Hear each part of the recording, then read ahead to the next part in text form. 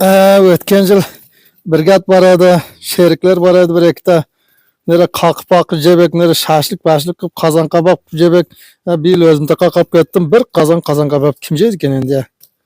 Hozir mana Orozada hamma yeri tashkili chaqirsang adam kelmaydi.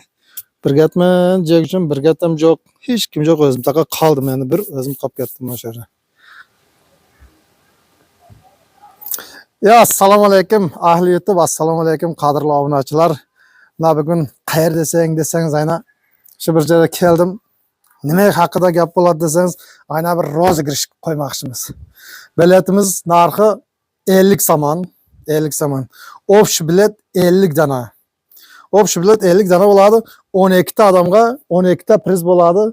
Главный prizda nima bo'ldi deymi? O'zingiz bilib olinglar.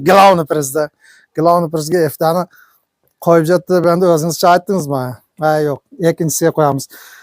Shunday ekan aziz do'stlar, Sberkarta va Dushanbe hammasini qo'yib o'tamiz. Kim qayerdan qatnashaman desa, bilet narxi 50 somon.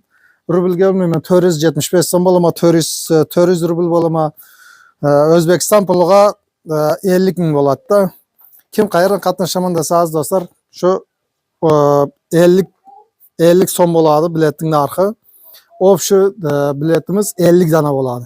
Shundan 12 ta победитель bo'ladi. 12 ta победительga 200 somondan o'tkazib beramiz. Liboy kartasiga, Sberkarta kim qayerdan ursa pulni o'tkazib beramiz. Shu mini o'yin qo'ymoqchimiz aziz do'stlar.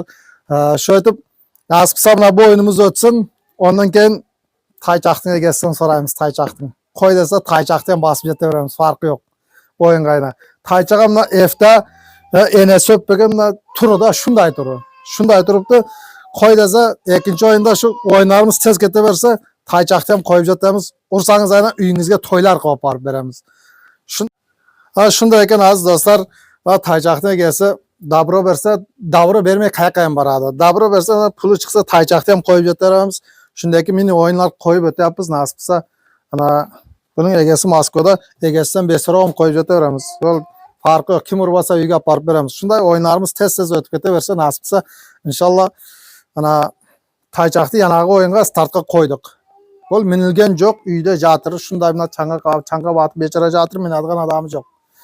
Shunday ekan aziz do'stlar, kuzatuvni doim davom eting.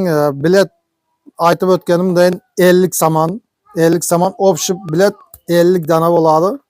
12 ta победитель bo'ladi. 200 so'm urgan odam 200 somon pul urib oladi.